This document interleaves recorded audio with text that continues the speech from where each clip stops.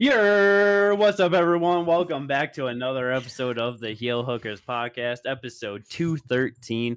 We are back with an absolutely incredible preview today, and this time I ain't bullshitting, you know what I mean? That's true. Yeah, no. We got some good stuff. We got some great stuff. UFC 320 coming up this weekend. We also got a PFL Championship Series events that nobody is going to watch in America because it's early Friday morning, and apparently they ain't got no broadcast for it, but we'll see what ends up happening with that. I don't know. But before we talk about all the good stuff, don't forget to like and subscribe. We appreciate everyone that does it. Very much helps out. Let's go. Drop comment too. Yeah. And for everyone that said happy birthday last week, thank you. I appreciate it. Yeah. 1 year older, 1 year dumber. 1 year wiser. What the fuck? 1 year of added brain damage. I was about to say you are not every 1 year you are not wiser. You know? Well, you know what how happens to people. The wrinkles go from your brain to your face. My face is wrinkle free. Yeah, okay, that's you still lose them up here. It may take a while for them to get to the front, Well, what he just said was bullshit. But you want to know how I know you haven't gotten a year wiser? You still hang around us. But Ginger, did you know that science is a liar sometimes? UFC 320? UFC 320, brought to you by the official protein drink of the UFC. All right. Fight milk! Power of the crows! All right. Okay. Dana White loves it. He does. UFC 320. Magomed Ankalaev, Powhatan 2. We're here. It kind of felt like a very underwhelming fight week leading up to it, honestly. Yeah, 100%. There has not the feeling of just big fight, big pay-per-view. We have two title fights on this card, both of them very big, meaningful fights. And somehow it's just lacking that feeling. Yeah. I mean, definitely, Wednesday, today, media day, I definitely do feel like, just as we're getting closer, just like starting to definitely feel a little bit more of like that fight excitement. But I definitely do think part of it is just so many lackluster fight nights and just everything. You know what I mean? Just like it's been hard. Not only that, but like the last fight was not the greatest performance. You know what I mean? So there's also kind of that. I know Podon's been saying, feeling ill, all that stuff leading up to that fight, all that, but it's just like the performance is still what the performance was. So it's like it's hard to get excited for a rematch like that. Yes. So there is that aspect of it as well. Yeah, when you land the second least amount of significant head strikes in a UFC fight ever, all right, was it just title fight? I forget. I can't remember. I feel like it had to have been title fight / main event. Because I wasn't sure if the fight underneath, like that was the number one, if that was Derek Lewis and Ngannou. I thought that's what. I mean, the thing is that it really could be any because he literally landed 11. Yeah. So it could be all of the above. Yeah. Like so a 5-round fight and 11 shots up top. It's like that could be every box you checked. Yeah. Like you're literally landing less than one significant strike to the head. Like every 2 minutes, you know what I mean? The most he landed was in 3 and 5 at 4.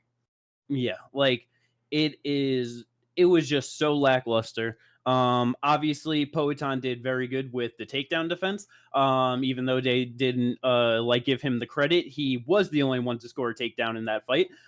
He easily got that nice little sweep on Magomed. Obviously one of those things that, didn't control the position and around type shit, but he still took him down. But just the offense, kind of talking about with Corey and Umar, you know what I mean? Did so goddamn well with the defensive grappling and everything. I can't get taken down. I got to stay on my feet. Okay, well, now you stayed on your feet and you did absolutely nothing about it because you were too worried about the grappling that now you just handily lost the fight either way. Yeah. I was about to say, the thing is, like, Magomed Damon attempting takedowns. Like, he attempted 2 takedowns in the first 3 rounds. And then attempted 10 in the last 2. Both of those were in the last, 10 seconds or so of the round. They were close to the end of the round in both those rounds. So really, it just really didn't even matter. Like, that's when he should have been trying to land shots to the head, like, during those first 3 rounds, because like, yes, you're worried about it, but like he's not showing it. So either do that, make him show it, and then potentially tire him out throughout those first 3 rounds, or you're going to end up with the fight that happened. Yeah. Because it's because like obviously with Poetan in that fight, he did a great job with the leg kicks. Yeah. 48 of 55. Yeah, Yeah, a lot of leg kicks. Out of 76 significant strikes, 48 of them were leg kicks. You know what I mean? Like that is a ridiculous percentage of your total strikes that you effectively landed were via leg kicks. It's just kind of funny because he was definitely banking on Ankalaev and his weak legs that he fucking showed in the Jan Blachowicz fight. Oh yeah. Obviously, like we noticed it right away because it started off in round 1 like, oh, Mago learned to check a kick because he was checking a lot of them. And it's just funny that like, didn't really, affect him too much because checking kicks, like I know people are always saying like, oh, he should just check it. He should just check it. Brother, if your shins aren't conditioned, it is easier to take it to the calf than to the bone. 110%. There is no arguing that. So with that being said, the fact that he got his shit conditioned up to actually even be able to check those kicks and then proceed to eat like 48 of them, that was probably a huge game plan that it just clearly fell apart. I definitely never planned to ever check a kick if I didn't have shin guards on for sure in training. I'm gonna eat it. It hurts. It makes sense. Like, I'd be checking it and trying to like, okay, maybe I can build it up, and then I just look like I got smacked with the bat from my foot to my knee. I was about to say, like, even if you're not like, if you don't have anyone, like, if you don't have anyone who can, throw a kick to your shin, like, just go up to a heavy bag, no shin pad on, and kick the heavy bag hard. You'll find out, like, holy shit, that hurts. What's it like getting kicked with a shin to shin? It's gonna hurt like a bitch. So, no, for sure. But so it's like with the leg kicks, like you said, that definitely did seem like just Poetan was probably banking on Magomed not being able to endure that many kind of leg kicks, which I think a lot of us were. Oh yeah, 100%. Like the Poetan's one of the greatest leg kickers, if not the best in the division. That it's just like. Seeing how badly injured he was hurt in that Blachowicz fight, it makes all the sense in the world to assume that a better leg kicker is going to be able to be more impactful. You know what I mean? Like it's just one of those things. But it's like with it not having that same kind of effect, it's like obviously he did not do much of going to the head and being successful in landing there. Yep. But he has to go to the body. He did land most of the body shots that he threw, 17 of 25 in that one. But it was the fact that he only attempted 25. He attempted 55 leg kicks and 57 strikes to the head. Less than half of the amount to the body. He has to punch at the body of Magomed. Like that is, I feel like, going to be so key to just letting more offense open up to the head, and then just even being in the pocket ready for like if there is those takedown attempts that your arms are already low, you're ready to get the underhooks, you're ready to already start the process of the grappling exchange. He has to go to the body, bro. But not even just the body, just in general. He needs to trust his striking ability more overall, because it's like we say it all the time. Ankalaev is not actually a grappler. Like he has it and he can use it, but it's like he is way more of a striker. He has way more knockouts than he does submissions. And his takedown accuracy is literally 22%, because even when he does go for them, I feel like he doesn't use it enough and train it enough to actually efficiently get them in the fights where it's like, in the back half of the fight where he went 0 for 6 in the 4th round and then 0 for 4 in the 5th round. It's like clearly you can defend against him. Yep. If he could just get it out of his head of, oh no, I have to defend these takedowns when like they likely aren't actually coming, unless like, Magomed decides to go more grapple heavy. It's like, bro, he could have easily won. He just truly needs to trust his striking, because like there's no chance he can't do better than what he did, like, for sure. And like obviously I think the body is like a really big part too, but it's like to the head even. Like he needs to trust he can do that. Like he has the takedown defense. No, he does. That's one of the things, especially like with what Jimmy is saying with going to the body and your hands already going to be low. The other things they need to be showing are that shovel hook and that uppercut. Like he will throw like a shovel hook to the head where it's like it's not a traditional hook coming around like this. It's coming up and through. throw that to the body, throw the uppercut, because like throwing an uppercut, even if they're ducking in for a takedown, even if you don't hit them, that's already an underhook. Like you already got one in. So just doing things like that, and a lot of, if I remember right, a lot of Ankalaev's shots started out as single legs moving into a body lock as well. So the other part of it is just like, if your leg is not, like, if you're able to show that front uppercut, like, it's going to be a lot more, and that shovel hook, it's going to be a lot less enticing to go for something like that. No, yeah, for sure. And it's like another big thing that Poatan has to do is he has to be the one moving forward in this fight. Yes. Like that is such a big thing. And with, you know, saying these things of like, oh, you know, Poatan has to do these things in the striking in order to be more successful to beat Magomed. It to your point exactly. Magomed is not a grappler. He is a striker. That is why, like, overall, like, Poatan landed only 11 punches to the head. You know what's funny is I said he has more KOs than subs. He doesn't have one submission. Sorry. Yeah. But it's like, just in the striking in general, he was struggling with Magomed Ankalaev in terms of the feints and just the distance. Like, there were so many times where it's just trying to go for it. He's just not in that range. And so it's so easy for Magomed to just circle out, get out of it, whatever. And so he has to move forward and just like you said, trust in the striking. He can't be worried about the grappling like that. If you're moving forward, it's only going to make the dog shit takedowns of Magomed Ankalaev even worse because he's doing it off the back foot. He has to be the aggressor. He has to be the one pushing this fight. Yeah. Like that is for sure the key for Poatan to get his title back.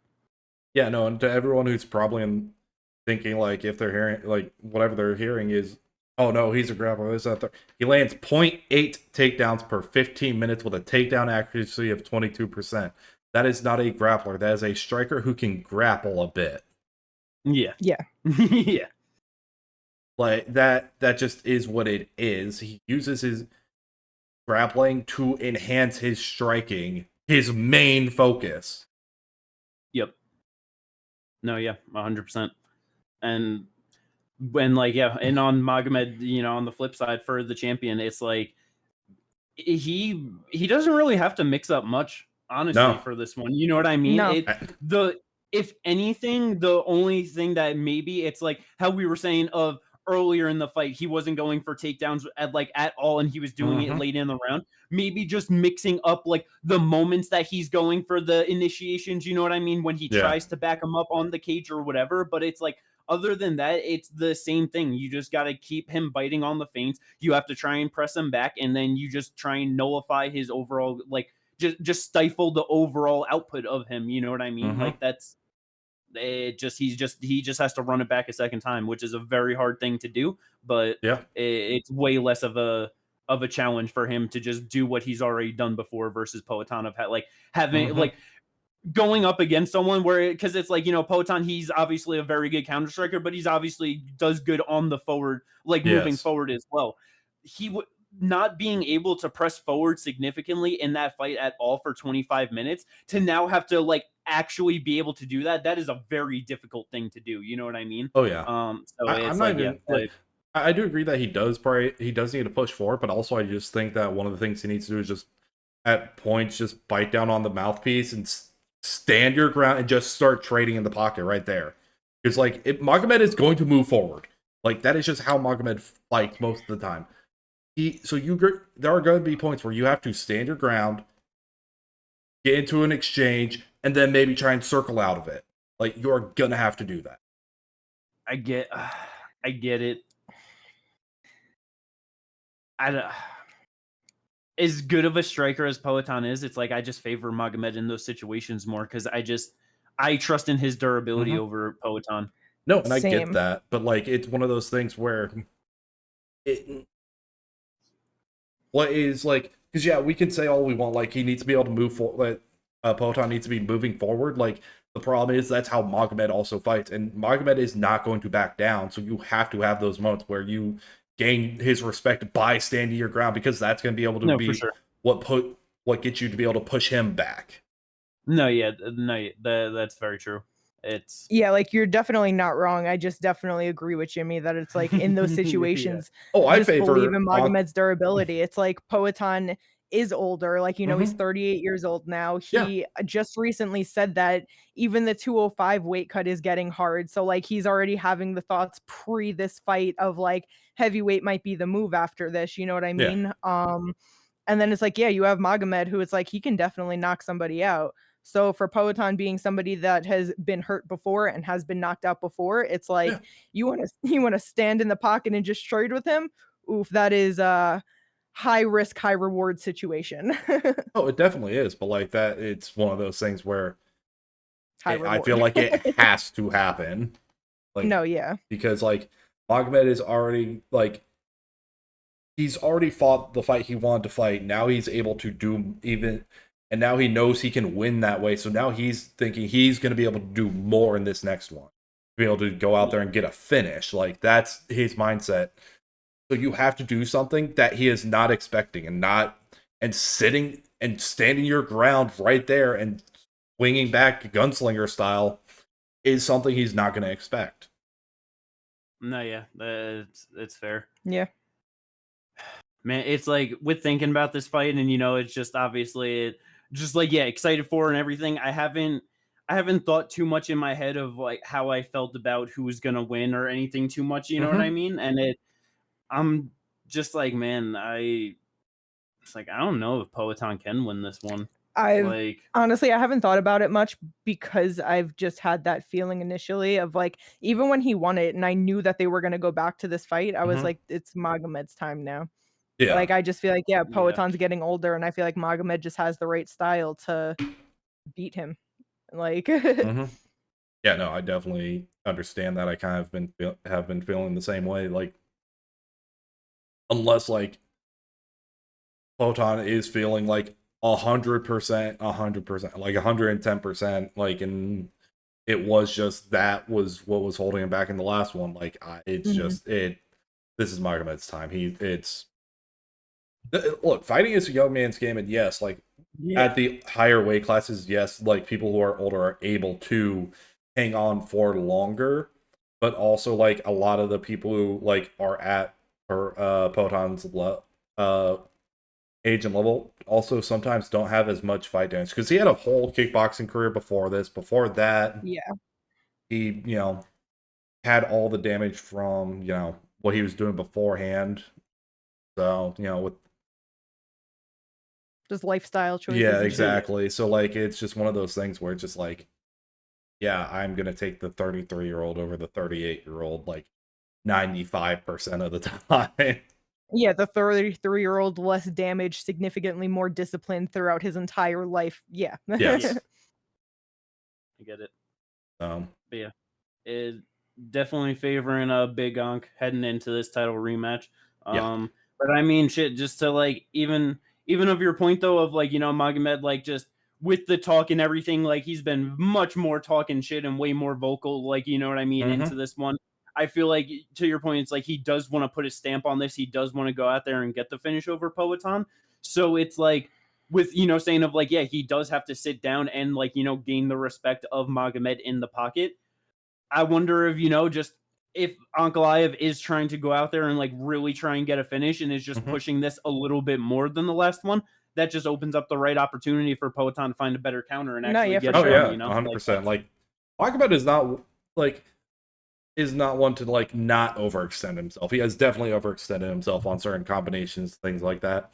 If Potan is able to capitalize on it, yeah, he could potentially get him out of there. But like I'm like yep. the durability factor is so big for him. Like it's like I'm trying to remember the last time I saw him hurt like that, like where he was rocked. Yeah, I like Magomed. Yeah. Yeah, I don't ever recall him getting hurt other than just the leg kicks via Blahovic. Thiago Santos dropped him. Yeah. I don't remember that at all. I don't Neither do remember I. it either, but I was like, I feel like there was something, bro, and so I just wanted Hmm. to check. Which I But yeah, mean, Thiago Santos, when did he drop? That was 22. Uh Second round. Okay. Oh, sorry. I thought you meant like year. No, yeah. Yeah, that was a fight. Magomed only went for 2 takedowns too, and they were both in the fourth and fifth round. yeah, like That's his thing. He strikes, and Yeah. then it just later on, it's just kind of like if he needs it, you know what I mean, to like help the extra for the Yeah. win. And he's like, okay, fine, I'll do it. You know what I mean? Like, Yeah. just like his fucking coach has been yelling at him for fucking 20 minutes. So he's like, fine, I'm sorry, I'll do it. Like, okay. Yeah, no, exactly. But yeah, should be a good fight though. I mean, with saying that, it's like I definitely think it has a much better potential to be a more exciting fight than the first one. But I also Yeah. wouldn't be surprised if it ended up playing out in a similar way and not the most exciting fight. Yeah. Yeah, no, I definitely can. That's probably what I feel like the latter is more likely to happen, but it could be a more exciting. Yes. But speaking of exciting fights, I have zero doubt in my mind that this co-main event is going to be incredible as motherfucking Maraber Dvalishvili looks for his third title defense in the year of 2025 against number 4 ranked Corey Sandman Sandhagen. Yep. Corey finally getting his goddamn opportunity at an undisputed title in the year of 2025. All his fucking hardcore fans have been waiting for this for at least fucking 5-6 years now. Gets it at probably not the most deserving time. Definitely not the most. And one of the least favorably I was matched about to times. say, definitely not the most opportune time. Yep. It's a rough one for Mr. Sandman heading into this one. Yeah. But what are your guys' excitement levels overall for this fucking co-main event? High. Oh, very high.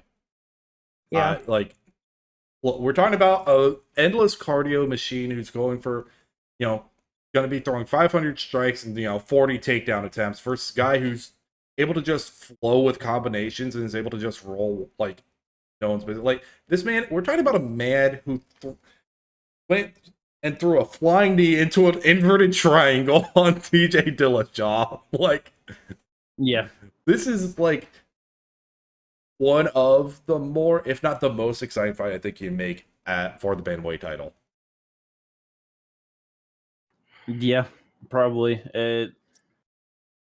Yeah, I don't think there's another contender right now in the division that you could guarantee more excitement out of it. Yeah, because like both of them have shown they're willing to just go out there and throw down as well. Like you've seen what you saw Corey versus TJ Dillashaw, you saw Corey versus Piotr Jan. Like you've seen like what these guys are able to do. Like this is going to be a fun and exciting fight. And as much as I love Corey, I will be favoring Merab.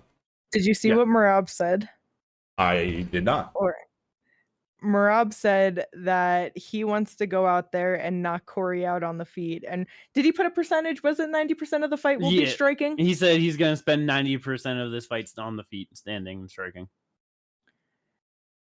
All right, and so that's a terrible game plan. If that's the case, I'll switch what I just said. Corey's about to go out there and knock him the fuck out.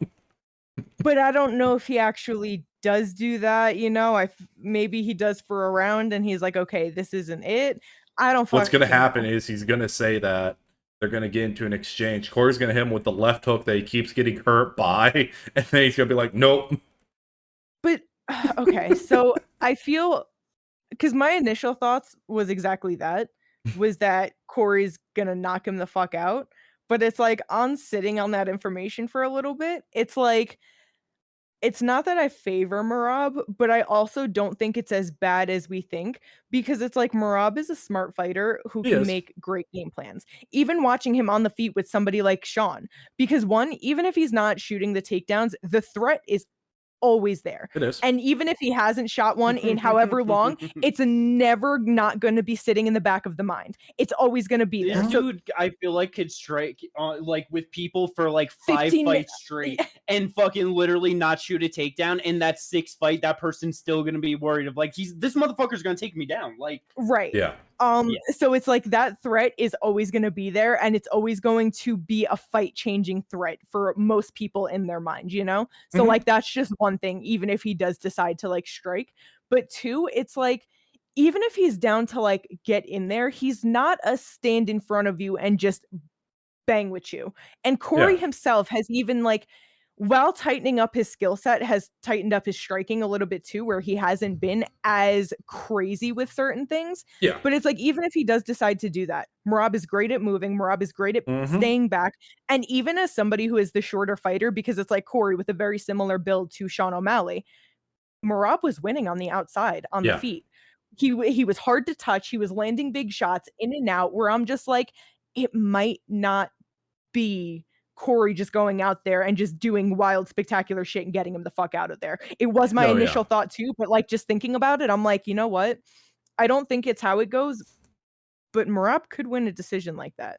He might even be able to knock him out. Shit, seeing him sit down on a couple of shots, and while he didn't drop O'Malley was definitely a stunned with a couple of those shots in the last fight. It's like, it's a potential. I do understand what you're saying with that. Like, the thing is, like, Corey and Sean are different fighters in the sense, like, not only just stylistically and obviously all that, but like, Corey is, like, Sean O'Malley up to his title fight, like, what the most, like, what was the I was only using Sean for the example of his Titan stuff versus... Well, I know, but like, in just general, before his first fight with Merab, the most adversity he had gone through was the Marlon Vera fight. And, like, in his UFC career, at least, like, Corey Sandhagen has gone through a lot more and is willing to take, like, he has shown he's willing to take one to give one, like, through multiple fights. He did that with Piotr, he did that with TJ. Like, he's kind of like, also like, this is like one of those things where Sean might have taken that second title fight a little bit for granted and thought he was just gonna be able to win, and like, this is Corey's first and potentially only shot, depending on how it goes, like, to get this title. Like, he is definitely gonna be, I feel like that is one of those things where it is either one, the most freeing thing in the world, or two, the most like restrictive thing in the world. And I feel like Corey, because of how he fights, how he thinks, and who he is as a person, I feel like that's gonna be a lot more freeing for him than restrictive. I get it. And that's that's my big question on Corey for this fight, is the mentality of it. Because I almost feel like he's too intelligent and thoughtful for it to be freeing for him. So like that so this is where, because that is how it has generally been throughout his run, where each step of the way he knows that it's like, I have to fucking win these fights, I have to put together a streak so I can become the person that's undeniable or get the opportunity. I have to put myself there. And I feel like that's such a hard thing to do when you're on that grind. With, like you said, Ginger, this could be his one and only opportunity that he ever gets. I feel like for him, he knows that if he fucking doesn't do enough, and that's why he loses this fight, I feel like that'll eat him up more than anything. Than if he like were to run at fucking Merab like Kat Zingano versus Ronda, and then he just like, you know, got thrown in subbed right away.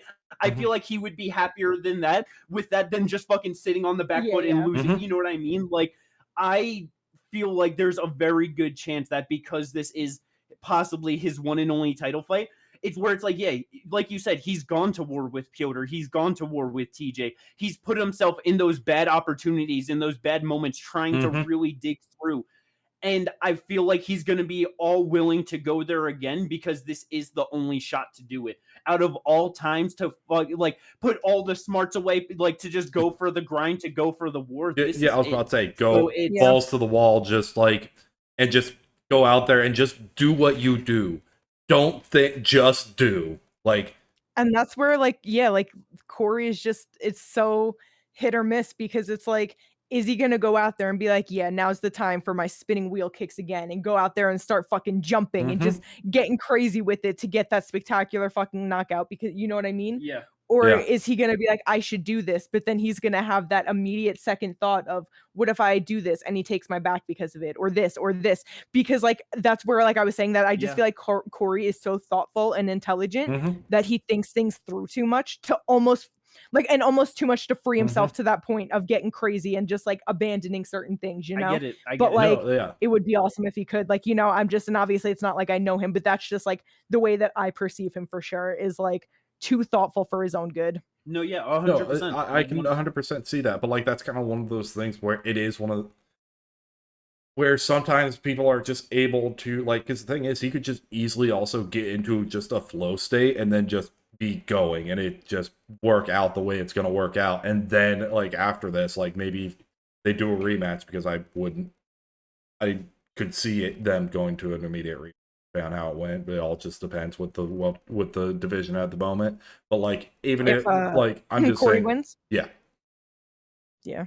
Yeah, I have no idea I have because no it's idea, no but like matter let's just say anyone he let me defends his just title against, it's a. I'm sorry. this Go, is go. a whole hypothetical Yeah, just yeah, based on like I could yeah. easily see like him getting to like being able to like it being freeing him winning this fight, and then like in an immediate rematch going back to that overthinking and overbearing, and then and then losing the decision, or something like that. Like I could easily see something like that happening as well. Fair. No, yeah, I get it. And so that's where I feel like, yeah, Corey's mindset, how he decides to approach this fight, I feel like is going to be the biggest factor.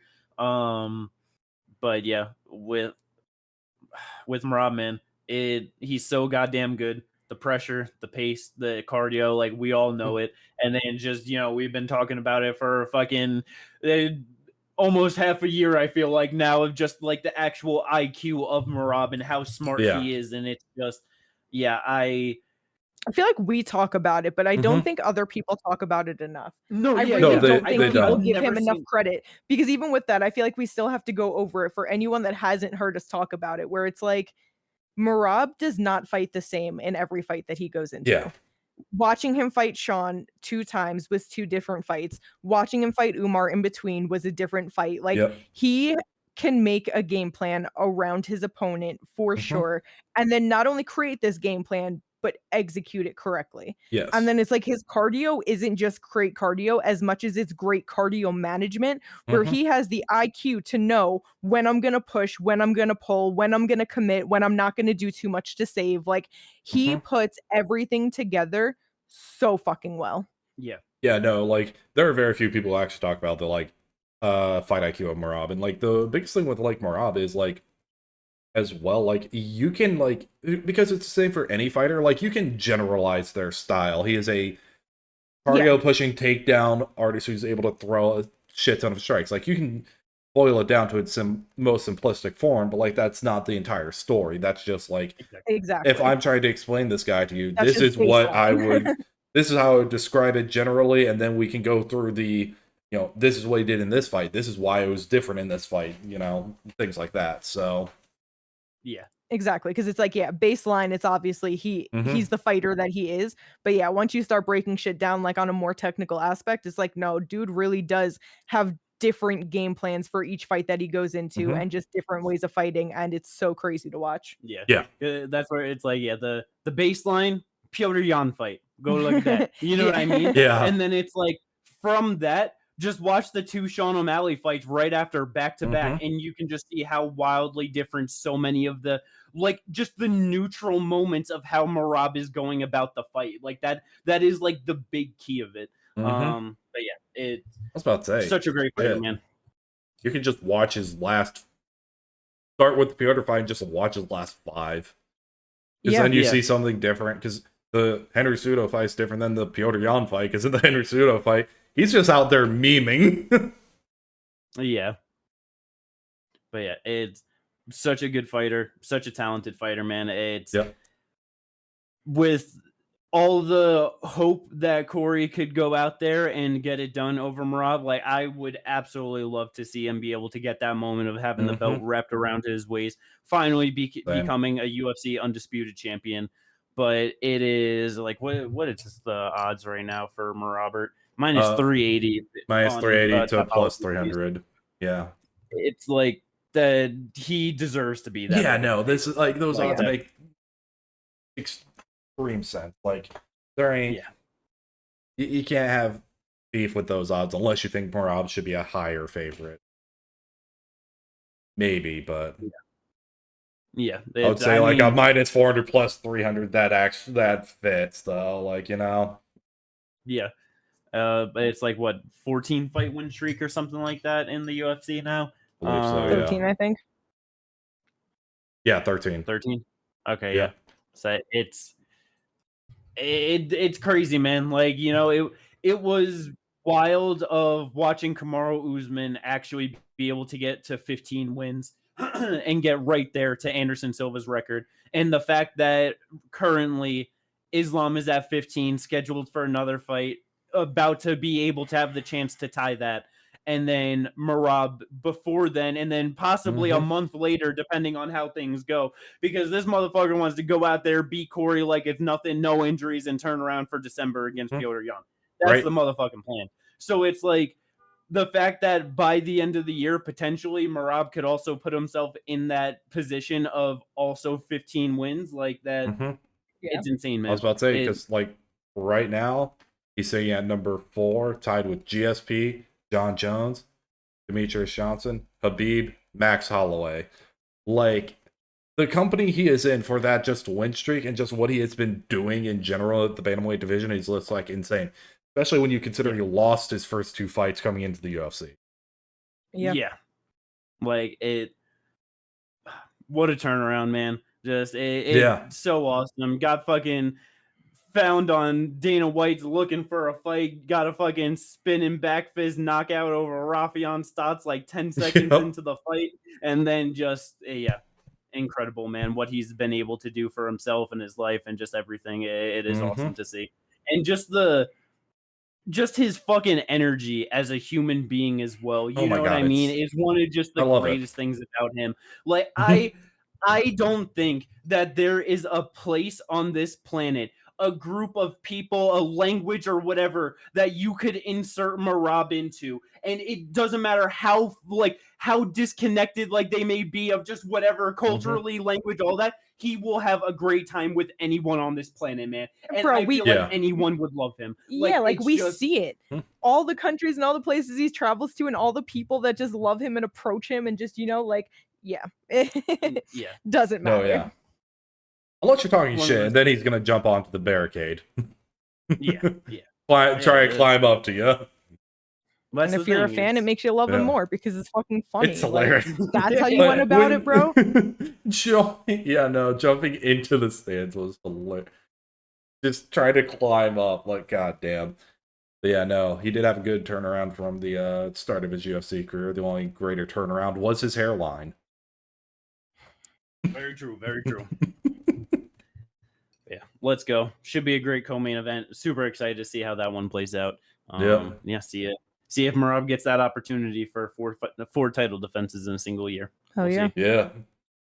Speaking of exciting, featured about mixed emotions about this one. The truest emotion is that this is the epitome of violence in the 205-pound division. Yuri Prohaska versus Khalil Roundtree Jr. Between potentially 2 of the nicest guys in that division, too. Yeah, I would say, like outside of fighting, seem like some of the softest, just like remember when that fan was like, oh, I'm like, Yuri, like, this is scary. And he's like, I'm not scary. You could come say hello, like 2 teddy bears outside of the fucking octagon, but you put them in there. Yeah. Probably the most violent That fight. happens a lot. You got, like, like Rory and Robbie are also like 2 guys who have been like really cool. Like, it is weird how often that does end up actually happening, where some of the nicest people outside of DC, like, they're really good at letting their aggression out just in the octagon. They're like, it's truly therapeutic, and I'm a good person outside of here. The only other person I would say, like, in the 205 division right now that I'm thinking of, like, I mean, like, who's like up there, like, I guess, like, Jan Blachowicz? Oh, just like a nice guy? Nice guy, yeah. Oh, yeah, for sure. Yeah. But that's why, like, just 2 of, like, I mean, how nice of a guy is someone that walks around with the rope of someone that hung themselves on his wrist? It is a cultural tradition.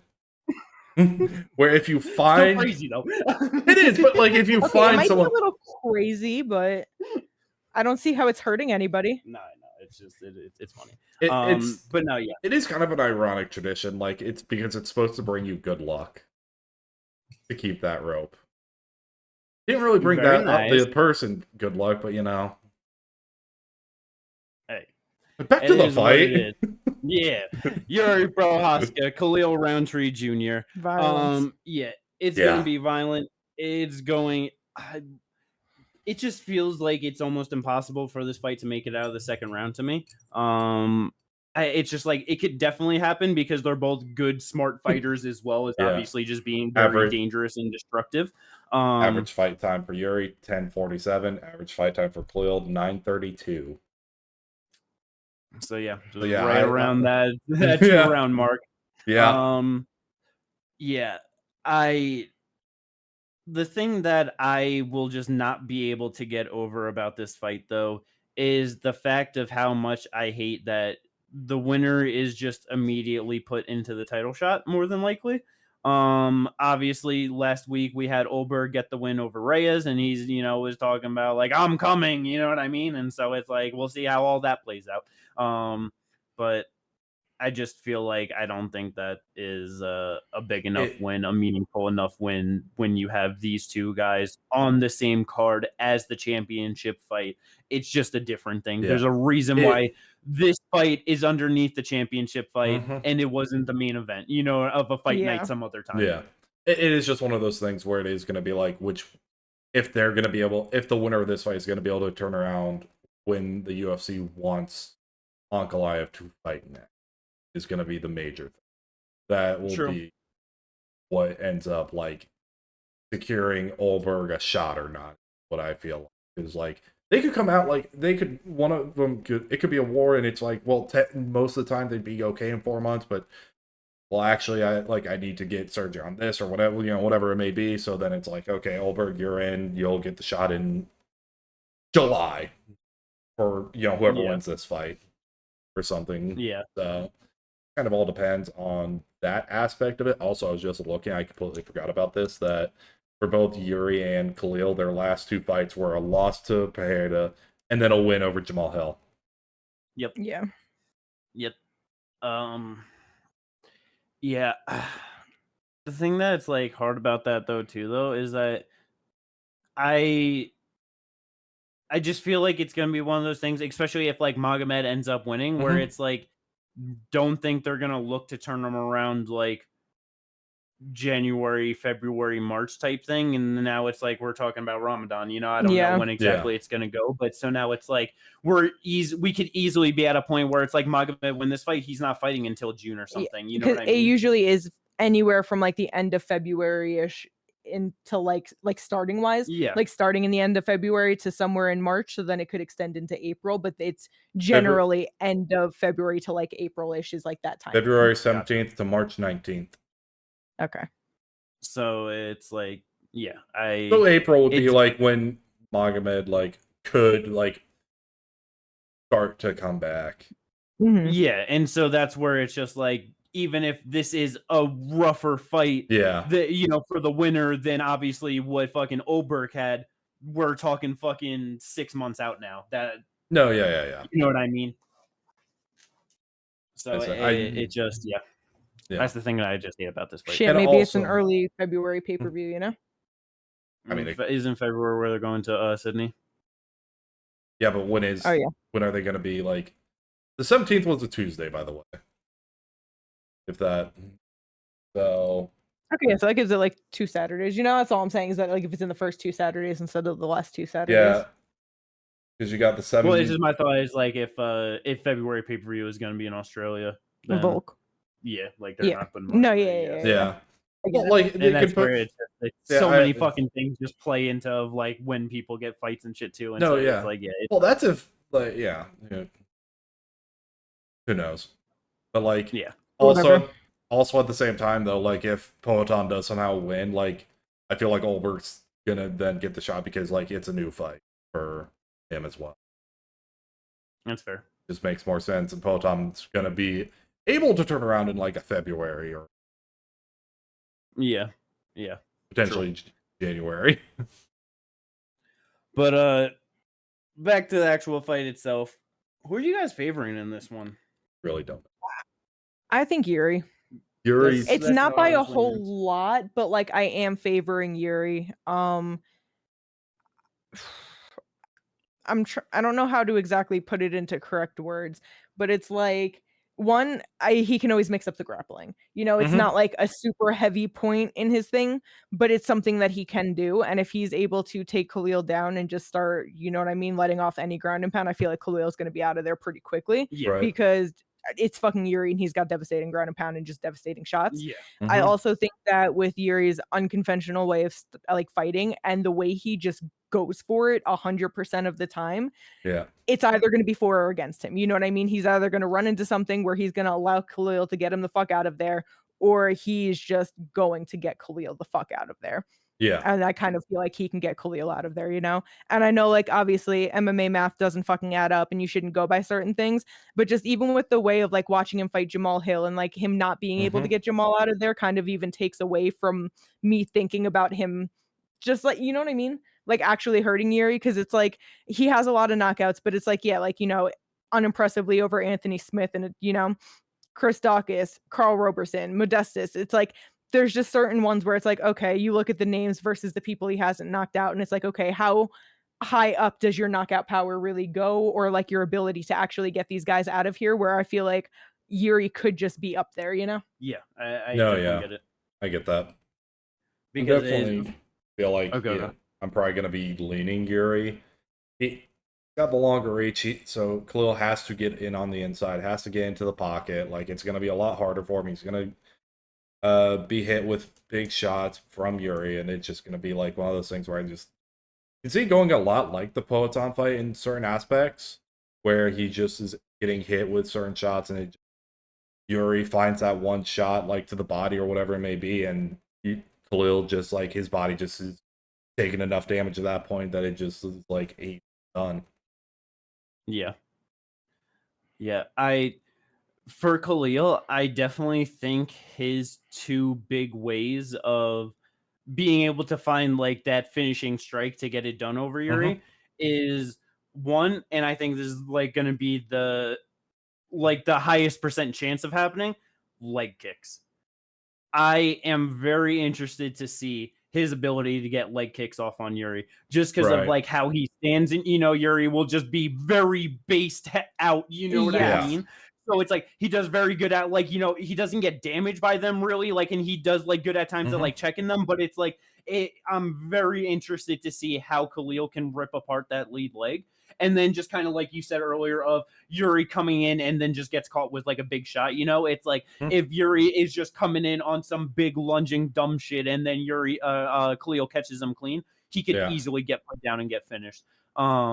But I really do just overall favor Yuri's ability to just win throughout the neutral of this, where I feel like the feints for him are going to be more effective of Yeah. mixing up Khalil than what Khalil's going to be able to do on him. I think he's going to be a bit faster than Khalil in there of like Yeah. actually just like getting to the target and landing. His movement, I think, is going to be better. I think his strike selection is going to be better. It's Yeah. like there's just a lot on Yuri's side that I feel like favors him in this one. I agree.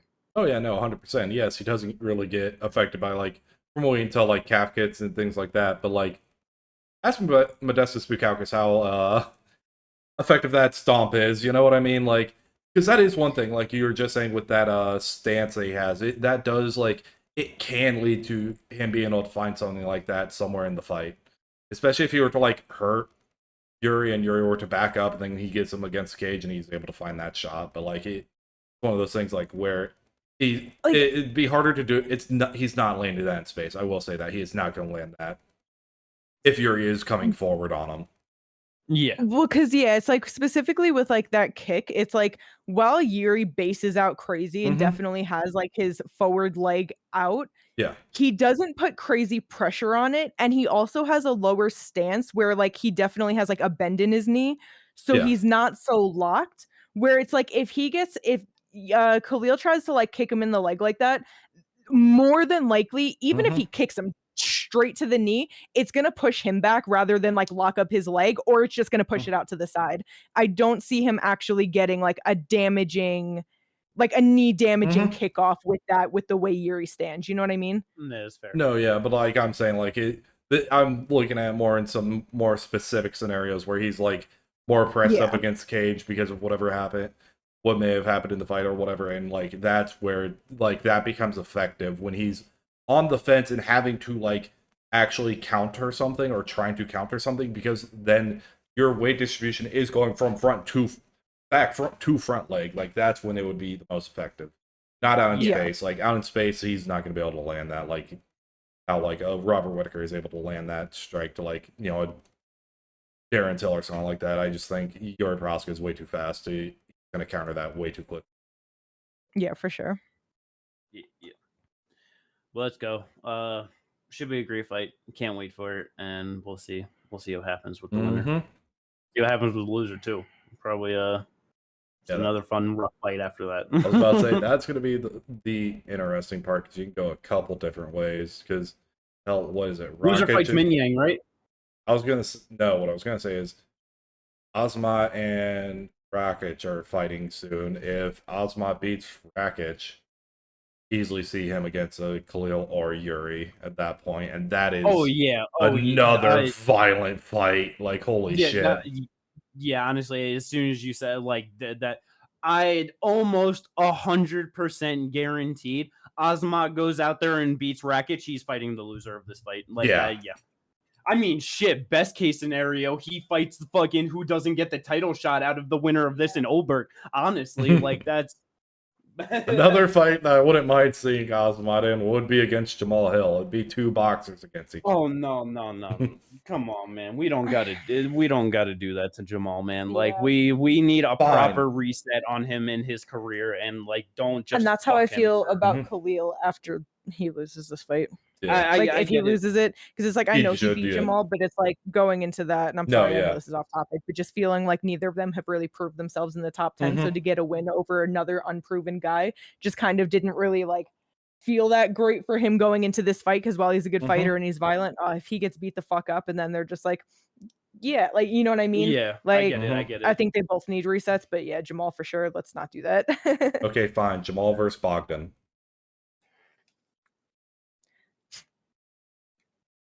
I like that. It's good. Jamal versus Johnny Walker, you know? We've already done that fight. We don't need to do a rematch of that fight. Yeah, Johnny got knocked out. Hilarious. You know, actually a great, like, in terms of, like... Sorry, Johnny Walker be getting knocked out. 22? I kind of forgot about that, honestly. I don't have it pulled up. Wait, what? Might have been 22 or... She actually... It was somewhere around 22. Because he got knocked out crazy. It's like when he, like... flopped over. Yeah, where he fucking went. Oh, yeah. And then Jamal Hill came in and got the one on the cage. Yeah, no, we don't need to see that again. But actually, if it's not going to be the Bogdan fight, the other thing we could do, because I don't think you do, because Nikita Krylov shouldn't be fighting that high up in the division. Fuck it, just give him Alonzo Menafield so we can get Alonzo out of the rankings again. Nikita shouldn't be fighting that high up, but yeah, Alonzo, here you go. You're further back and significantly less deserving. All right, Ginger. An absolute monster this man is. You know what I mean? Like it is wild. Like you could just easily Nikita, give him who has been knocked, that deserves the shot that will easily beat him. But it's like nah.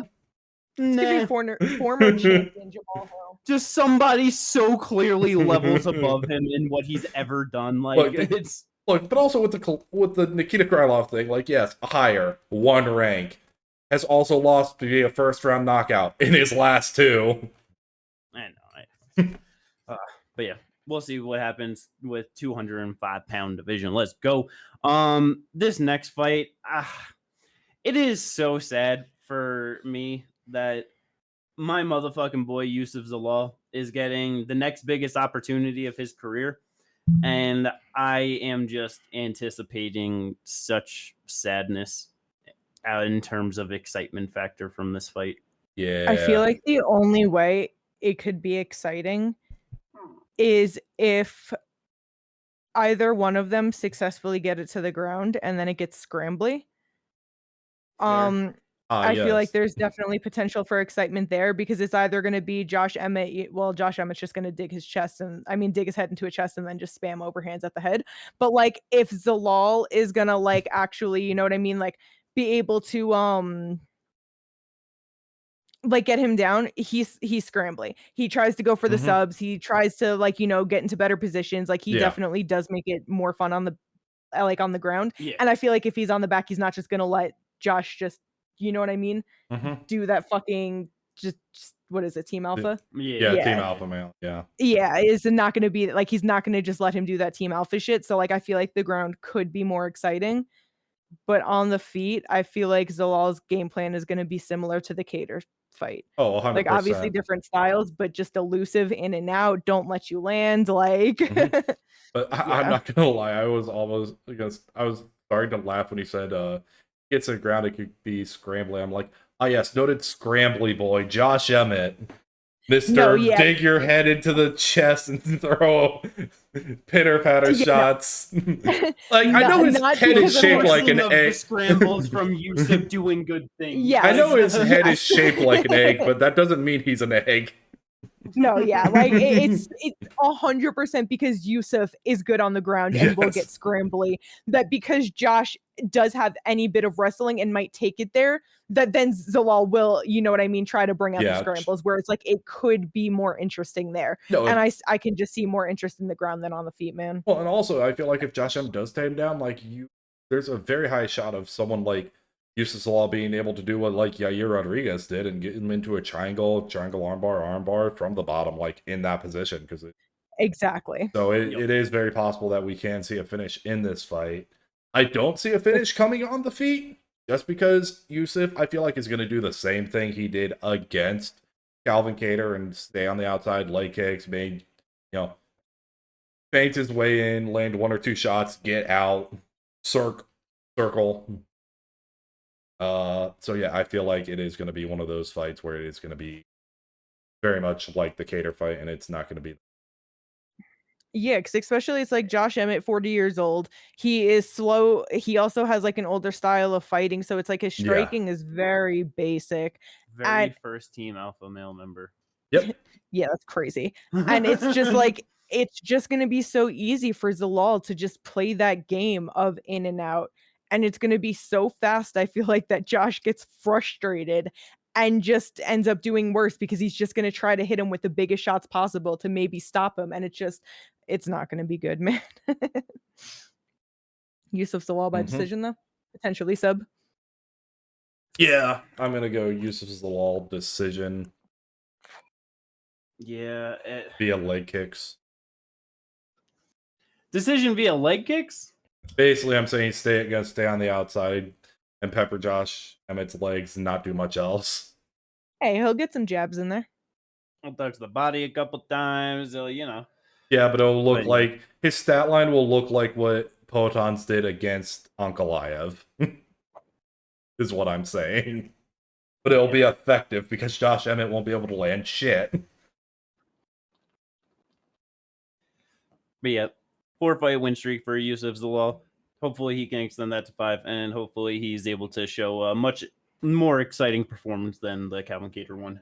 Yeah, and I do feel bad for him because it's like one of those things where, people always use like your last fight against you where it's like, oh, you suck. Yeah. Because like he said it, he's like, if he can go out there and finish Josh Emmett, like he knows that he'll be in title talks, which isn't very unrealistic. Like obviously Josh Emmett is stepped back at this point, so like it's not going to be your next fight, but like in title talks where like you could get into like a number 1 contenders fight for sure, because it's like on this round back he's 4-0 and 3 of them do come by finish. That was the first decision, the first lackluster fight. So if he can like actually successfully take this to the ground and just like get a sub off on Josh, I would not be surprised if he could get himself into a top 5 fight where it's like things line up right. Maybe he does go next. You know what I mean? Yeah, it's because it's one of those things where it's just like obviously it's like because like in my head it's like Ilya Topuria, he got the title shot off of beating Josh Emmett.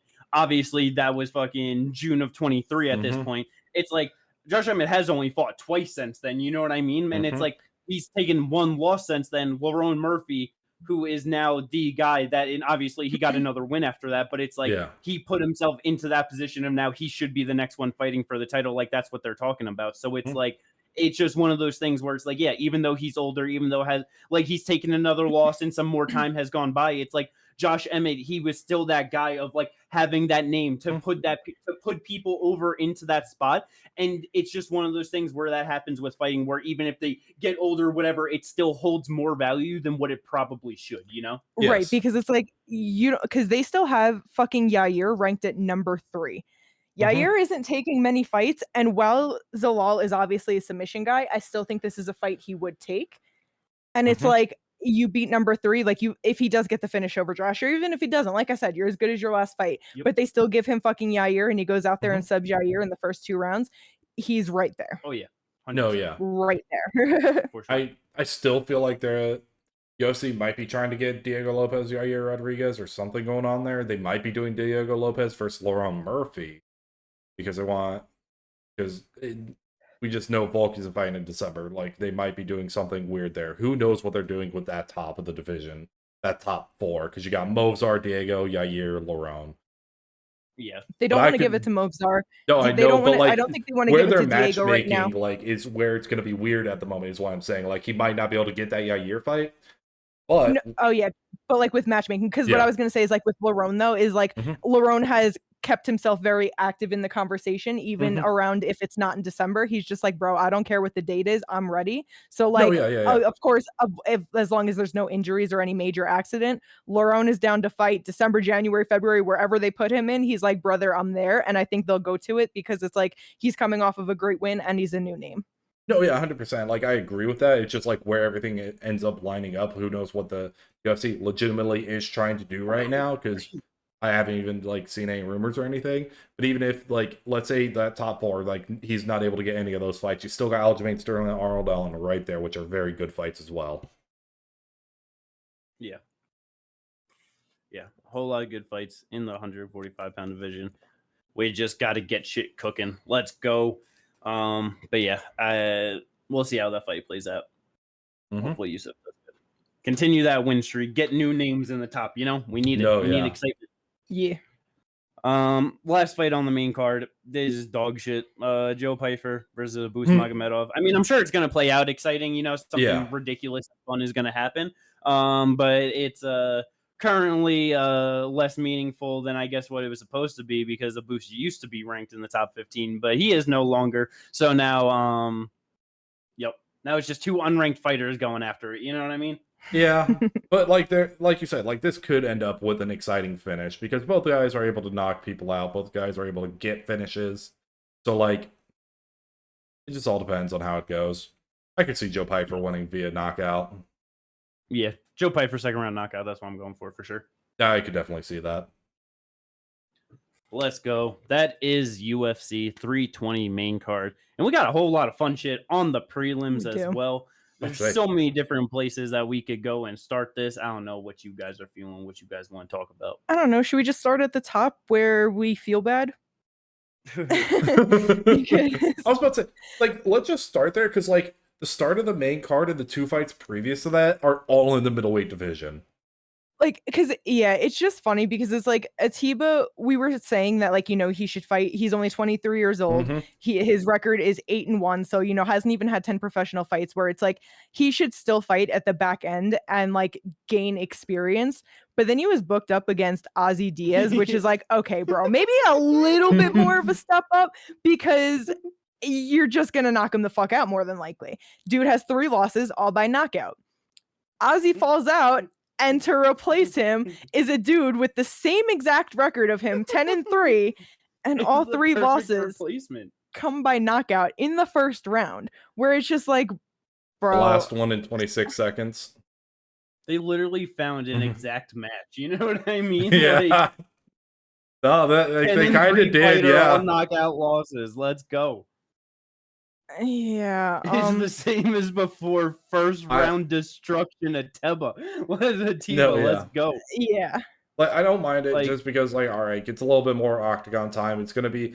It looks like it's gonna be the more octagon time. Okay, but here's the thing. Here's why I say that is the thing, because like, if he is actually going to be the featured prelim bout, like, there's a lot more of a crowd in there, so he gets that experience as well. You really start to build him up like that, so then you can actually get media day. It's the walk. It's the showing 100%. Yes, I know that it all adds up. It's just like the funny joke of like, yes, the No, yeah, I get what you're saying. 37 seconds more experience, but you're 100% right of all the factors. No, exactly. And then after this fight, you give him someone like, I don't know, fucking give him Cody Brundage.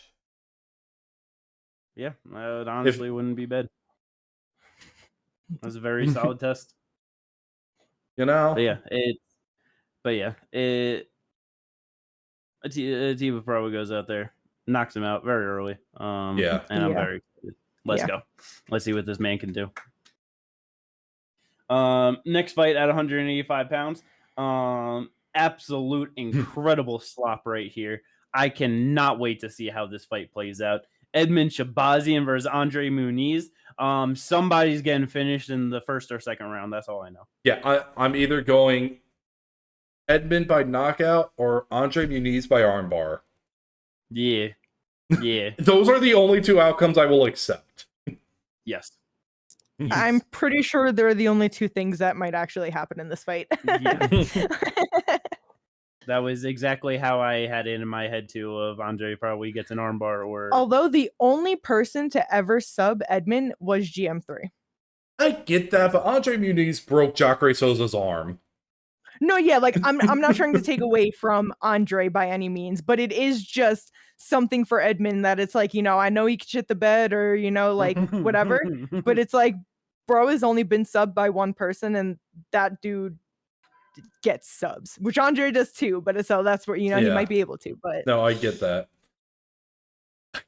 I just there was a point where Andre, like, yes, it was back in 2020 to 2021, but went on a 3-fight armbar streak, and then like it, and I can just never count this man out just because, again, broke Jacare's arm. Like, and if anyone knows anything about Jacare, like, he broke it and then he let go. The thing is, Jacare is such a madman that he would have kept fighting. If you've not heard the story, look it up, because he fought. Who did he? Which jiu-jitsu mat? There was a jiu-jitsu match he was in. He gets his arm broken. He tucks it into his gi under his belt, and then goes on to win the decision. Yeah. I'm not exactly. I can't remember who it was, but it's like, the thing that I always remember about that is just like the zero reaction from Jacare of getting his arm broken. Like, dude literally just got a snap belly down arm bar, and then he just looked at him, like looked at the ref, and just like, yep, it's done. Like, I'm cooked. Yeah, no, because it was because the thing is, it was an awkward position too, because it wasn't like fully like where he was all the way on the ground. Like, he was like he was on his knees and then just think. Yep. But yeah, so that should be a fun one. I'm definitely excited for that. Let's fucking go. Does Farid Basharat keep his O against Chris Gutierrez in this one? Big step up for him. You think so? What is Gutierrez's record right now? What is he at? UFC 10-3-1 draw. Yeah, I was gonna say, bro is good. Yeah, like, I was kind of surprised that you said that with such authority, honestly. Yeah, because it's okay. His 3 losses. This is all going to depend on where, like, you think Farid is going to end up in the UFC, in my opinion. Because, like, is Hani Barcelos, Pedro Munoz, Song Yadong. All 3 of those guys, top 15 to top 15 level competition. Like, I think that Farid is on that level and is going to be able to break into the top 15. So that's kind of like where my thought process. I do agree with that. Like, honestly, I do think that Farid like can get it done, but I just think that it might be tough because it's like Chris Gutierrez is just very solid, you know, just very well-rounded, just kind of hard to deal with, which is why he's fucking 10-3. Like, I know he's never made it to like the highest of levels, but it's also like I don't know, he takes like a loss to Pedro, they give him fucking Alantala, whatever. Yes, thank you.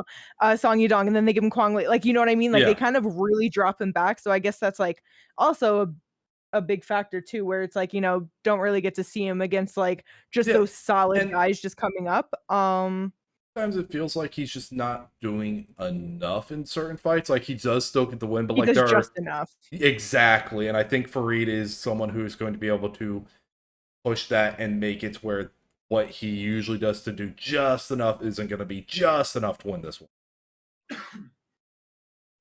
Yeah, I wonder. It's it's one of the. This is just the perfect test, like you said, where you believe that Farid is going to be in the top 15 and make it there, and it's like, yeah, that is the level of competition that Chris Gutierrez has lost to. It's one of those things of like, yeah, just 13-0, obviously a very solid amount of fights overall for an undefeated fighter. 4 fights in the UFC: Damone Blackshear, Clayton Rodriguez, Taylor Lapilus, Victor Hugo. Like Damone Blackshear, probably the best win in there, and that was his first win in the UFC. Although I will say, like, one thing with the Victor Hugo fight, because like I think that it is just important to note with him, is that it's like Victor Hugo came in 10 pounds overweight. It went from a 135 bout to a 145, where Farid weighed in at 137. Yeah, I did forget about that. Yeah. Victor looked noticeably bigger than him, noticeably just everything. And Farid easily like won that fight and like handled that. So that was something where it was like, okay, you are obviously stronger than you look. You can obviously handle certain things better than you look. And just like, yeah, definitely have more control than given, like, you know what I mean? Because it's like, he's definitely like, he's grapple heavy for sure. Yes. And Chris Gutierrez has solid takedown defense, but I do feel like with what we saw against Victor Hugo, where he is way more physical than like we actually thought, that could pose some problems. But he also doesn't have great takedown accuracy, so it just might be more clinching. I don't know, but he might be able to get it done, but I just don't think it's going to be easy. No, yeah, because that's where it's just like with the level of competition that he's fought, it's like clearly he's very good and he's very solid, but it's like I feel like with what he's done in the UFC, he's not looked so crazy impressive, you know what I mean? That it's like, I can easily see where it's like, yeah, he goes out there and it's like, he struggles to get it. Like, okay, he shoots a takedown. He doesn't get it. Now he gets his leg kicked and it's like, okay, like, oh, that hurt. Like, I can just really see that, like, that veteran savvy of Chris Gutierrez being such a problem for him in this one. And that's where I'm just very curious to see on how it plays out. Right, because Chris is one of those people who just has nasty fucking leg kicks. Yeah, man. Yeah. It's like he's going to put a really good jab on him. He's going to put really good leg kicks on him. He's going to be tough to take down. He's going to move really well on him, too. That makes it even harder to grab the legs. It's like he does a lot of really good things that can make this fight very hard for Farid. And that's where it's just like, yeah, I do believe that Farid can make it into the top 15. But 4 wins in the UFC and no, like, real signature win or anything, it's just it's a very tough ask to be like, and that's why I was just so surprised that you were like, oh yeah, he's gonna win. And I'm just like, damn, like I'm just like, yeah, like he hasn't shown me anything that it's like he wins this fight solidly. You know what I mean? Like, and so that's where it's like, yeah, we're gonna get a lot of questions answered for him and how good he is in this division.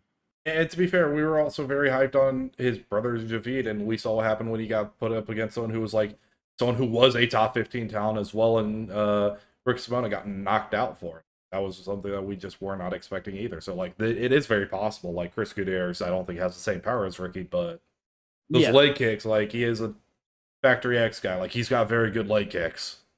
Yeah. It's tricky fighter. Like, that's just a great way to put him. Although we were waiting to see who the worst Basharat bro was, so. Yeah. So is it going to turn out to be the Taffa brother situation? Neither's better. They're on the same level. Could like be. They're both instead of the Taffas both being bad, they're just both solid. Yep, it is very possible. But yeah, I'm definitely excited to see how that one plays out, though, for sure. Yeah. Yeah. Macy Chiasson taking on Yana Santos. Not much there, but Macy Chiasson's back, so happy for that. Yeah, and she should get a good fucking win in this. Like, this is one that she should go out there and knock her the fuck out, or get like a first round sub, or just something fun and quick. Maybe even if it's not quick and it takes a little longer, Macy should win this spectacularly. Yeah. This is like, this should be a layup for Macy Chiasson, just a get back into the rhythm type thing, and then we'll get you a better fight after this. Yeah, because it's like it's one of those things where it's like, like throughout watching her fight, like always been a fan, just enjoy watching her, and it's never I've been like, oh, she's gonna be a champ or anything like that. But I believe in her, like she's getting better, she's working on it, and like I believe in her to possibly get into that opportunity. And it's like, if she became one, I wouldn't think that's the craziest thing in the world. But if she can't win this fight in impressive fashion and look good, that'll just really be like, yeah, you're never touching like even that opportunity. You know what I mean? No, yeah. Unless it's just like 135 is just cleared out and there's just nothing and she gets a win, and so it's like, oh, put her in. You know what I mean? But Which is always possible. Which I was about to say it's it's just very like, possible. she should win this in very impressive fashion. It's been finished. Probably Five not times. No, multiple times. 5 out I was of gonna it. say she's been knocked out like Crazy. 3 times, sub twice. Yeah, 3 times knocked out, 2 subs. Okay. Twice in the first round for knockouts, 1 third round, 1 first round sub, 1 second. So yeah, the last time she was finished was in 2021 against Irene Aldana in the first round. Very nice. Wait, we can't count one of those. Lad. We can't count the first knockout. That was against Chris Cyborg. Everyone gets knocked out against Chris Cyborg unless you're a goat. Yep. Yep. Let's go. Patchy Mix also returning on this card. Taking on Jakob Wicklak. However you pronounce that last name, I don't know. Yeah. That's my best UFC debutant. Yep. Hopefully Patchy Mix actually comes out and is more active than he was in the last one. Okay, well I know that I've looked at this guy's record a couple times, but it's nothing I've really noticed. But of his 16 wins, 10 of them come by submission. So I wonder. I feel like I remember seeing that. 0 KO TKOs. Yeah, so I didn't see that at all. So I wonder if, because obviously you have those times where you get 2 grapplers and they're like, well, I'm going to strike because we're not risking this. But I really hope we could get some grappling, because I know Patchy's grappling is a lot of fun. This guy seems like, if he's getting, damn, it's a lot of gillies and shit. But anyway, it's like it could just potentially be fun in the grappling. Yeah. I don't know what he looks like. I don't know his fighting, so I can't say anything about. I was about to say, he also fought this Sebastian dude 4 times. Oh yeah, that's him. Incredible. He took a loss in the first drew with him, won with him. Oh yeah, beat him twice. Lost to him, won to him, drew with him, won to him. Yeah. Yep. Awesome. But if Patchy goes out there and just looks stuck in the mud again, slow, and just no head movement. I'm not even the head movement, but like, because even going back to his split decision win over Magomedov in Bellator, after that fight, I questioned if like, damn, like, are you maybe, at 32 years old, that was like, 30, whatever. But it's like, are you too big for bantamweight? 5'11", 70-inch reach. Go out there. Fucking huge. Yeah, we all saw what happened with Mario, and it's Dude's like bigger than me. Yeah. And it's like, it's the same. I've been a fan with him since Bellator, so it's like I've seen a lot of his fights. I know you guys have too, but just like general, it's like the way he looked against Magomed and the way he looked against Mario is not how he always used to look. Right. And it's not a matter of fucking competition, because it's like even the first time he fought Mago just looked so much better. No, yeah. So it's like, I really just feel like he is getting too big for this weight class, and maybe the weight cut is affecting him. And like, if he looks like that again, I'm truly gonna stand by that, because it's like, I don't know what the fuck happens. I was so excited for him to come here and fight, and then it's like with this and like the last couple fights, it's just like, bro, do you need to move up? Yeah. No, yeah. It's like James Gallagher. I'm sorry, go ahead. I was just gonna say, like, James Gallagher was like a very big win for him. That, like, really, like, I feel like that was like a real good like breaking out moment for him. And it's just like, even with that, missed weight in that fight. You know what I mean? Yeah. But it's like, got the finish there, beat Kyoji Horiguchi. There you go. Beat because that's when he beat Magomed and then Rafian Stotts. Stotts and Sergio. It's like that. That is such an amazing run right there of people that he beat, getting mostly finishes in there too. You know what I mean? It's like, like you said, just these last 2 fights, it just seemingly has to be the weight cut, because it just so slow, stiff, it is. And it's like with him just being 32 now, like he only turned 32 in August. There, like, you're not about to tell me it's his age or he's just gotten older or anything like that. I know people age differently, but I just don't fucking believe it. I just think if he still looks like that, I just really think he needs to move up, man. I was about to say, like, it's just interesting, like, because of like different how people carry weight differently and how people are just differently. Because, like, him, Sean O'Malley, Corey Sandhagen are all basically the same size. 5'11", 70-inch reach. Sean has a 72-inch reach, but 2 inches is not that much. Is that, So it's just interesting to see like this is potentially like one of those things where it's just like, yeah, bodies just react differently to different things, and he Yeah, just and I might mean, not be like able to. he is such a thicker That's dude what I than He was just is gonna both like, say, is, of like, them. while Like, he's still slim, he's obviously more muscular and thicker than both of them. yeah, 100% has way more on him than either of those two people sitting at the same height, like yeah, because it's like when I think of like Corey and Sean, like I don't know, I like think of them as like just scrawny kind of dudes, But it's like Skeletor. when I think of Patchy, fucking like he's fucking built, you know what I Yeah, mean? Like it's yeah. yeah, so I do agree that it just is probably the weight cut, and I feel like this is going to be a big tell of that. Yeah. yeah. Let's go. Other than that, definitely nothing as meaningful on the prelims. I don't know. I'm Other than excited to that, but see Puna again. Soriano. yeah, yep. Like Puna's back. I'm Puna's hoping probably my like back. it's weird like he gets this fight considering it's the last one he just knocked out Uros Medic, but going Yeah, from someone who's had a decent record in the UFC to a 1-2 fighter, but hey, if this pushes him into getting bigger opportunities, fuck it, why not? yeah.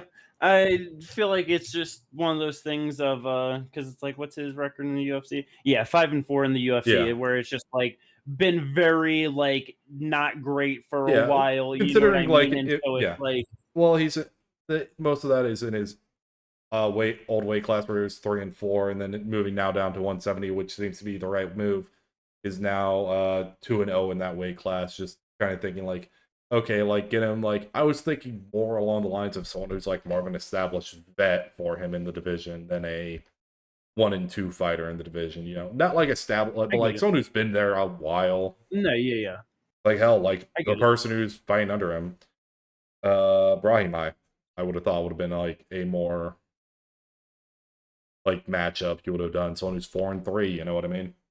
No, yeah, I see what you're saying. Yeah, it's one of them things I'm sure of just fucking guys at that point. It's just who's accepting Yeah, fights who's and when. You know what I exactly mean? like Mhm. it It's is just just one of those things. but yeah, yeah, definitely has looked a lot better since moving down. Yeah, Definitely his weight class. Yeah, it's one of those things where I know for me, like I'm gonna have to like give it some time before I'm like, oh, Puna's doing something good. You know what I mean? It yeah. just It's It's just crazy. He's only 32. yeah, yeah, yeah, because I get what you're saying. Like the last things before coming down to this weight class, we're losing to Nick Still sweet. Maximov in a split decision. He beat Dolce and then like lost to Roman Kapilov and got subbed by Dustin Stoltzfus. yeah, not good. Yeah. But yeah. So yeah, we'll see what he is able to do on this 170-pound campaign. Yeah, Yep. like I said, Ramiz Brahimai underneath that. And then also got Veronica Hardy versus Broken Walker on that, opening up the card. So hopefully get some great fun on the prelims. Let's go. But let's move on from UFC 320. I know we spent a whole lot of time on that. Let's get to some PFL talk real quick. PFL Championship Series 2. The labeling is still going to have to be fixed for them for sure. But I don't even know who the fuck it was that was like talking with whoever, but they were just basically saying of like they're trying to fix the PFL. They want to stop the tournaments. They want to just get to one like linear thing, one linear title, just a PFL title. There's not going to be a PFL tournament champion. There's not going to be a Bellator Championship Series champion. It's just a PFL champion. Which for me, I mean, I just feel like with the whole Bellator thing and just continuing, that's where it's just like if you have like the PFL like world tournament and then like they just win that title like that, I don't feel like that's a very confusing thing to just run with it. You know what I mean? I know I'm different than people of just I'm fine with the tournaments. I think that it's fun, but just them being like, no, it's PFL world tour or world title, and this is what they're moving forward with. That is just very good. I don't know why it's fucking PFL Champion Series. I just don't like that. Just like whatever. But Yeah, figure out a better either way, name. But it is kind of yeah, funny, like they are moving to like what I've been saying, like they'll probably or they should be probably trying to do at some point, which like everything that started as a tournament, like because I get what you're saying, you are cool with the tournament, you like the tournament, everything else.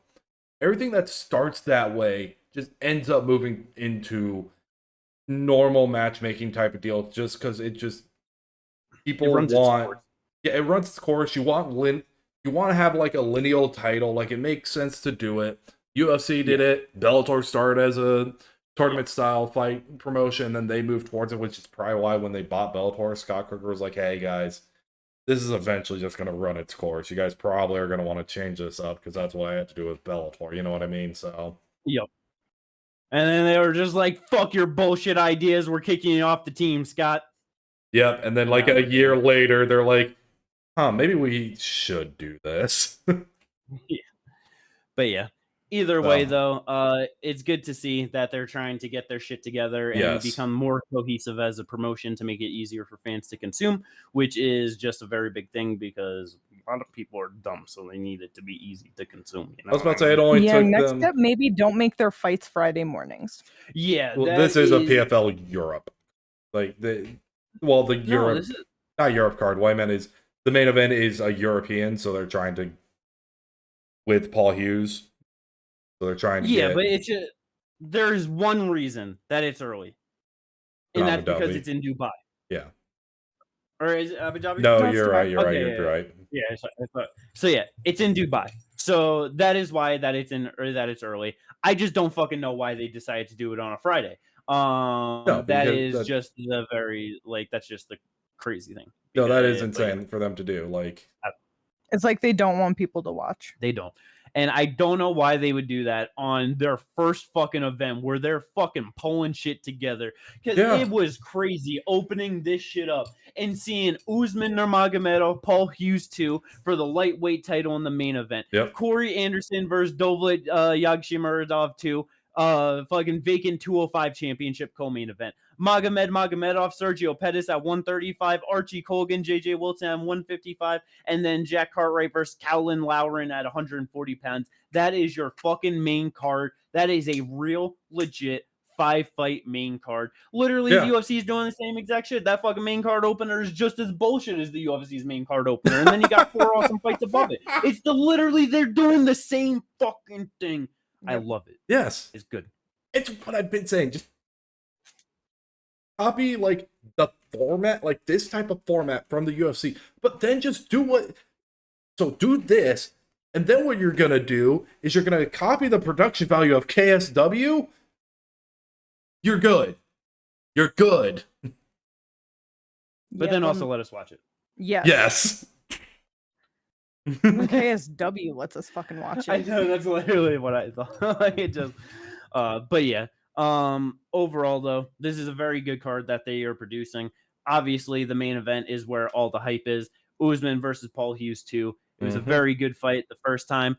Most people were shocked with just how good Paul Hughes was able to perform in that one. Very close fight. Ended up going to a majority decision. It's awesome. It just sucks of just not gonna be able to catch it live, and I don't even know where it's fucking airing at. Oh yeah, that's true. Yeah, it does not show a UFC. Okay, PFL, you have to have this on your website. If you basically, we're just here to tell you it's happening. Get excited, and maybe if you're not in America, you can watch it.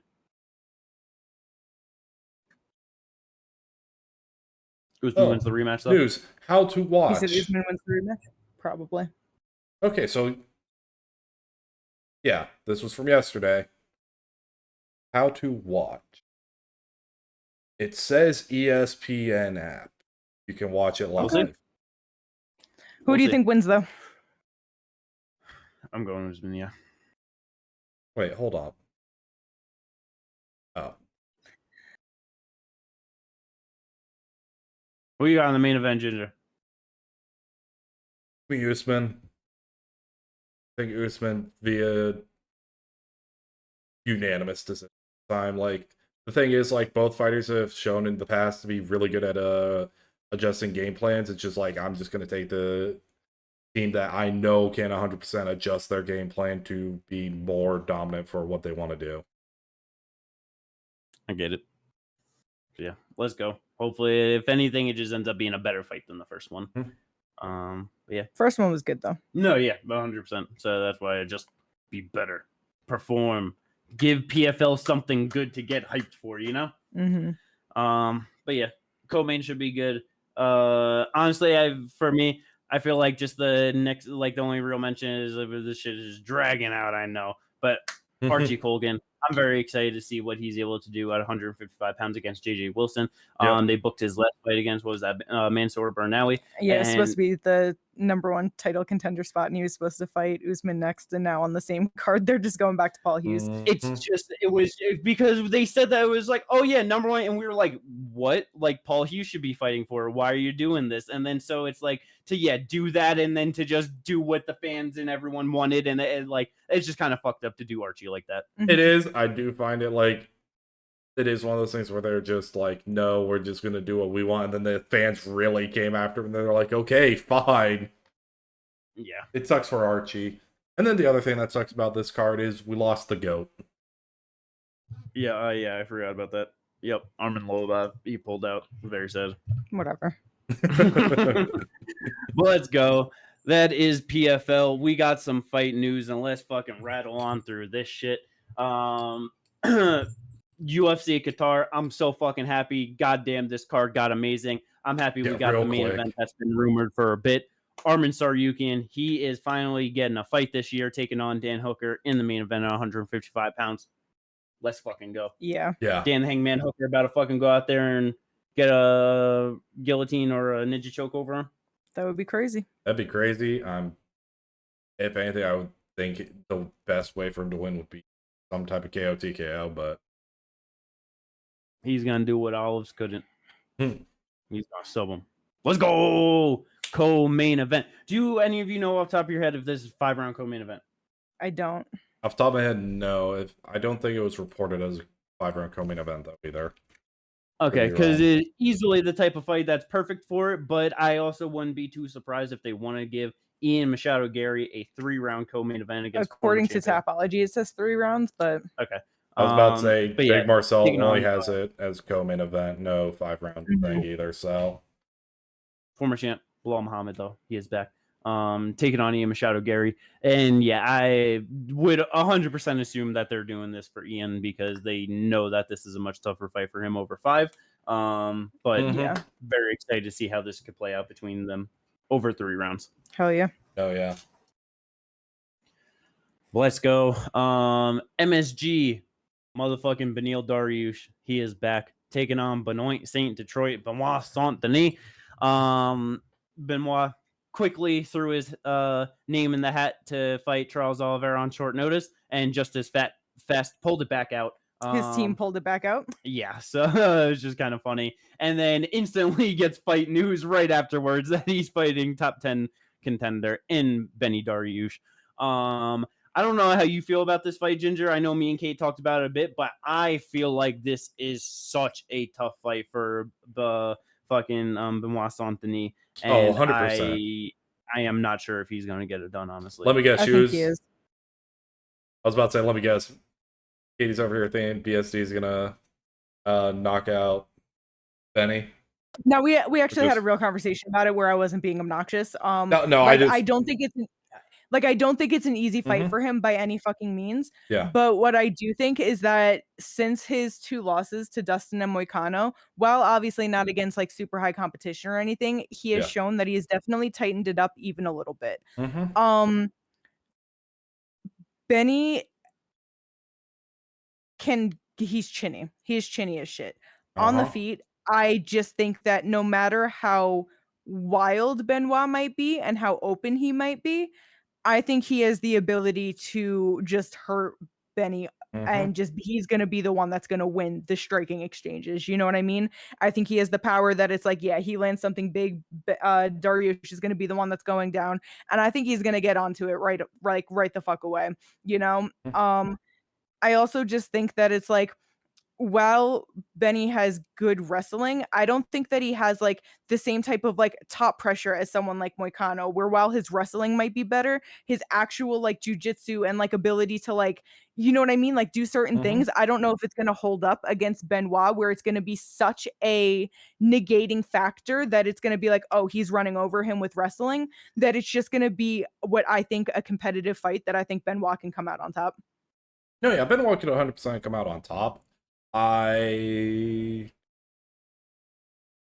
If I were to be, if gun to my head, I had to choose right now, I would say Benil probably takes it close one. Just all depends on how things. Like I said, like even though like Benil does or Benoit does have that power to be able to put Benoit because he is chinny. Like Benoit is open and like Dariush does have the enough power to where I think he can knock out or at least knock down Benoit because Benoit's also kind of chinny. Like not as chinny, like he's tough, but like he does get hurt. To where like The thing is, so like, because I was saying it to Jimmy, where it's like I almost feel like we are kind of like the more he fights, I kind of do believe that the staph infection actually played a big part in the Dustin fight because obviously it's Dustin, so like high level boxer, huge fucking power, most not.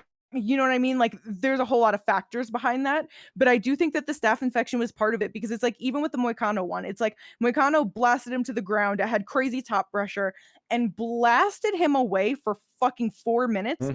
And he was just surviving. He only got out of there with the doctor stoppage because after that, Moicano was just able to put a jab where the cut was and just open it up crazy. You know what I mean? Yeah. It's not like he was like hurt or out of there. We watched him get fucking ragdolled for 15 fucking minutes by Elizu Zaleski. And it's like, just in certain fights, it's like, yeah, he takes big shots or like, you know, but like, I don't know if I would call him chinny. I think he is like so much more durable than Dariush. And while like Dariush has the power, I see what you're saying. I just think Benoit wins that shit. No, I do still think like he's more durable than Benny, but like that, like it's like we're comparing. It's not like we're comparing apples to oranges on it. Is what I'm saying. Like it's not like it's like a huge gulf in durability. Like it's definitely like there's definitely a gap there, but I don't think it's like the Grand Canyon or anything like that. Yeah, we'll see. They both of them, I feel like, have the potential to finish each other. But yeah, it's going to be interesting to see who is able to find that opportunity, whether it be on the striking, like in the striking or on the ground. Should be fun. Oh yeah, Jack Hermanson taking on fucking Mektabek Orbay, UFC Qatar. That's a crazy fucking matchup. The man that tries all his might to fight at 155 pounds but can't make the weight. Getting forced up to 170, fighting entire career fucking 185 pounder. Don't know if Jack was ever a 170 or outside the UFC, but I know definitely not in the UFC. But motherfucking the Joker is looking to move down and take on Mektabek. So interesting matchmaking, but should be a lot of fun. Very excited to see how that grappling plays out, especially between that. Oh yeah. Hopefully my boy Jack can get it done. Let's go. Another great fight at 170 pounds. UFC Rio though. Vicente Luque taking on Joel Alvarez. It's going to be fun. It's going to be exciting. It's just one of those things of it's hard to want to see Vicente in those types of fights anymore, you know? Yeah. So yeah, we'll see how that goes. Yep. UFC Rio main event. We knew that Fiziev pulled out of that one against Charles Oliveira. Don't know if we talked about that on the pod or not. We did. But okay. But we finally got a replacement. Mateus Gamrot is the name that gets pulled. Very nice. Oliveira accepts. I don't know if there's just a little bit of fun shit talk or whatever going on, just acting like he didn't want to accept that fight or nothing, but we get it done, and much better style that I would like to see him against on short notice after that after that knockout. So yeah. Let's go. Yeah, definitely much better stylistic matchup. I like it a lot better, and also with both of them, it's a good win on either of their records, moving towards trying to either get back to a title shot or trying to get into their first title shot. Yep, 100%. So let's go see how that one plays out. Actually gets a title. He doesn't. He was the backup fighter for a title shot, and when the challenger pulled out, he did not get said title shot. That's all you need to know. He's never getting it. No, like he's gonna have to be Oliveira, Holloway, Saryukian, then have to go back and fight Dan Hooker. Yep. But yeah, and then these last couple, not as big, but still fun ones. Adrian Yanez is back taking on Christian Quinones. That should be some good fun. Yes. Ricky Simone taking on Ione Barcelos should be a good one. Yep, two votes. Steve Asplund off of the Contender Series getting his UFC debut. Super excited for that. I want to see that man do good. What a great personality. Seems like a great guy. Taking on Sean Sharef. Let's see how that goes. Oh yeah. It's just, dude, I'll do anything for a contract. I'll even second. Like, it was even the fact that he said, "I'll suck your toe." It was the fact that he then licked all of his fingertips after saying it. That was the wild part. And then proceeded to be like, "Please don't cut me for that dumb shit." Yeah, that was. He's like, I'm sorry. Dude's hilarious. Way too much right there. I got too excited. I love but yeah, so let's go. I hope he does great things in the heavyweight division. Hell yeah. And then Denise Gomes taking on Tisha Pennington. So let's see how those ones play out. Let's go. That is all of the fight news. That is all of the things for this episode of the podcast. I hope you all enjoyed this one. If you stuck around to this point, don't forget to like and subscribe. We will catch you hopefully on an incredible review of UFC 320 and some PFL. Let's go.